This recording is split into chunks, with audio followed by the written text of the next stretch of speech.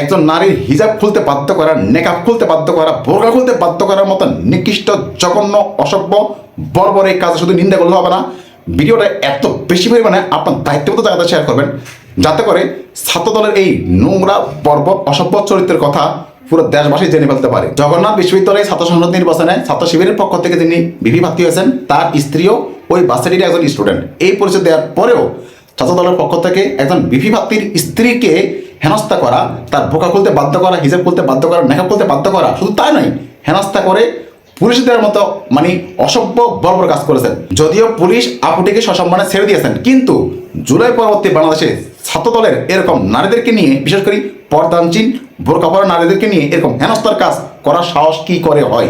ছাত্রদলের এই চরিত্র রুখে দিতে হবে, ছাত্রদলকে এর জবাবদিহি করতে হবে। আপনারা শেয়ার করে পুরো জাতিকে সজাগ করুন, পুরো জাতিকে জানিয়ে দিন ছাত্রদল ছাত্রলীগের মতো হুবহু চরিত্র ধারণ করে পর্দানসীন মা বোনদের, পর্দানসীন স্টুডেন্টদের বোরকা খুলে, নেকাব খুলে, হিজাব খুলে হেনস্থা করার মতো কাজে লিপ্ত হয়ে গেছে।